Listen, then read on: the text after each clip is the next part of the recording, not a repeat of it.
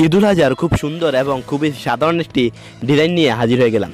অবশ্যই এই ডিজাইনটি আশা করি সবার কাছে ভালো লাগবে। আসসালামু আলাইকুম, hello everyone, this is Arman Babu and welcome to my YouTube channel Arman pro Bangla. তো আপনারা কীভাবে খুব সহজে একটি পিএলপি ফাইলটিকে কাস্টমাইজ করবেন এই সাধারণ ডিজাইনটিকে, তা আজকের ভিডিওতে আমি তা দেখিয়ে দেবো। তবে এই ডিজাইনটিতে আমি কোনো পাসওয়ার্ড রাখিনি, কারণ আমি চাই আপনারা পাসওয়ার্ড দিয়ে এই ডিজাইনটি ডাউনলোড করুন। তো আমি যেহেতু এই ডিজাইনটি একেবারে ফ্রি করে দিয়েছি পাসওয়ার্ড ছাড়া, তো আপনাদের কাছে একটা রিকোয়েস্ট, পাসওয়ার্ডের পরিবর্তে আপনারা ভিডিওটিতে অবশ্যই একটি লাইক দিবেন এবং কমেন্ট করে জানাবেন ডিজাইনটি কেমন হলো এবং কী ধরনের ডিজাইন চান। তো অবশ্যই মূল কাজে দেওয়ার আগে চ্যানেলটি সাবস্ক্রাইব করবেন, আর অলরেডি যারা সাবস্ক্রাইব করেছেন তাদেরকে অসংখ্য অসংখ্য ভালোবাসা এবং ধন্যবাদ। আপনার মোবাইলে পিক্সেলেব অ্যাপটি ওপেন রাখতে হবে, বা পিক্সেলেব অ্যাপটি যদি না থাকে তাহলে ইনস্টল করে নেবেন। তো পিক্সেলেব অ্যাপটি ওপেন করবেন।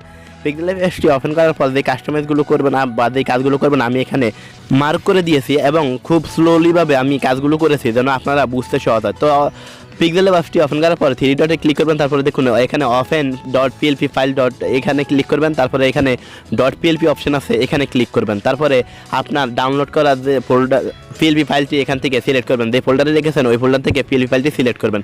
সিলেক্ট করার পর দেখুন এখানে ওপেন অ্যান্ড এডিটে ক্লিক করবেন। ওপেন অ্যান্ড এডিটে ক্লিক করার পর আপনি ব্যাক অপশনে দিবেন, ব্যাক অপশনে দিলে এইভাবে চলে আসবে। তো এখানে লেয়ার অপশন রয়েছে, আপনি এটাকে কাস্টমাইজ করে নেবেন। এখানে আপনার ছবি আপনার নাম ব্যবহার করবেন। তো লেয়ার অপশনে ক্লিক করবেন। লেয়ার অপশনে ক্লিক করার পর দেখবেন এখানে সবগুলো খুব সুন্দরভাবে লক করা রয়েছে। লাল থাকলে লক করা, যদি লাল চিহ্নটা না থাকে তাহলে আনলক করা। তো আপনি লকের উপরে তালার উপরে ক্লিক করবেন ছবিটিকে আনলক করার জন্য, তারপর ছবিতে ক্লিক করবেন, তারপরে এখানে দেখেন ডিলিট অপশন, তারপরে ওকে করে দিবেন। তারপরে প্লাস আইকনে ক্লিক করবেন, ফ্রম গ্যালারিতে যাবেন। তো আপনি আপনার ব্যাকগ্রাউন্ড রিমুভ করা একটি ছবি এখানে ইম্পোর্ট করবেন। তো অবশ্যই ব্যাকগ্রাউন্ড রিমুভ কীভাবে করতে হয় তা নিয়ে ভিডিও ডিসক্রিপশন বক্সে দেওয়া আছে। তো ছবিটি চাইলে আপনি ছোটো বড়ো করে নিতে পারেন। তো দেখুন আমি ছবিটি নিচে যখন নিয়ে এসেছি, ছবিটি খুব সুন্দরভাবে অ্যাডজাস্ট হয়ে গেছে। তারপরে আমি আপনাদেরকে একটু দেখানোর জন্য দেখিয়ে দিচ্ছি। দেখুন আপনি এখানে ছবিটি লাল দাগের উপরে যদি চলে আসে, আপনার ছবিটি যদি এখানে লাল দাগের উপরে চলে আসে, তাহলে আপনি কিভাবে এই ছবিটিকে লাল দাগের পিছনে নেবেন। তো আপনি তার জন্য লেয়ার অপশনে ক্লিক করবেন, তারপরে দেখুন এই ডটগুলোতে টেনে ধরে নিচে নিয়ে আসবেন। তো অবশ্যই নিচের 4 ধাপের আগে ছবিটিকে রেখে দিবেন। দেখুন কি সুন্দর ছবিটি পিছনে চলে গেছে। তারপর এখানে আপনি নামটা আনলক করবেন। এখানে নাম আর ভিডিও এডিটর এই দুইটা আনলক করবেন। দেখুন এই যে আরমান বাবু এবং ভিডিও এডিটর এই দুইটা আনলক করার পর আরমান বাবুতে ক্লিক করবেন। তারপরে দেখুন এই যে মার্ক করা আছে এই অপশনে ক্লিক করার পর এডিট অপশনে ক্লিক করে আপনি আপনার নামটি লিখবেন। তো আমি একটা নাম লিখে আপনাদেরকে এখন দেখিয়ে দিচ্ছি। তো আমি এখানে রাহান রাহুল লিখেছি। তো এখানে আপনি আপনার নামটি লিখতে পারেন খুব সুন্দরভাবে। তারপরে নামটি যদি বড় হয়ে যায় আপনি চাইলে এটাকে ছোট করে নিতে পারেন। দেখুন ওই কর্নারটা ধরে ছোট করে নেবেন। তারপরে ভিডিও এডিটরে ক্লিক করবেন। ভিডিও এডিটরে ক্লিক করার পর আবারও এডিট অপশনে ক্লিক করবেন।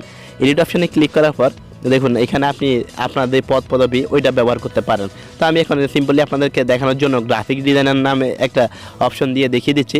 তো এখানে গ্রাফিক ডিজাইনার আমি লিখে নিলাম। তো আপনারা চাইলে আপনাদের পদবি বা যে কোনো কিছু ব্যবহার করতে পারেন।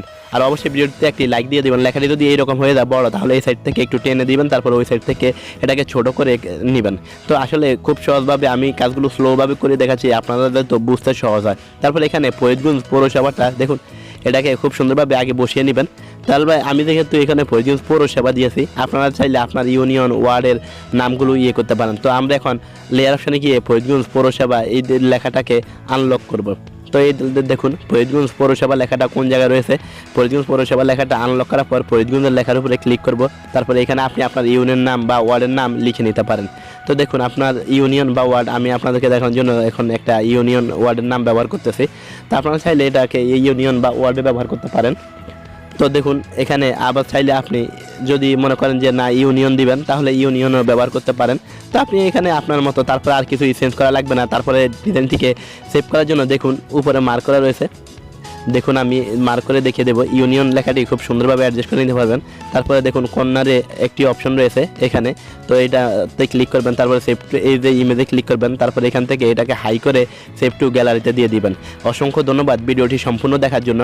আর অবশ্যই যদি কোনো ভুল হয়ে থাকে অবশ্যই মাফ করে দিবেন, এবং অবশ্যই ভিডিওটিতে একটি লাইক দিয়ে দিবেন এবং চ্যানেলের পাশে থাকবেন। ছোটো চ্যানেলগুলোর পাশে থেকে ছোটো চ্যানেলগুলোকে উঠতে সাহায্য করবেন। ধন্যবাদ সবাইকে। পরবর্তী ভিডিও পর্যন্ত আমাদের সাথেই থাকুন।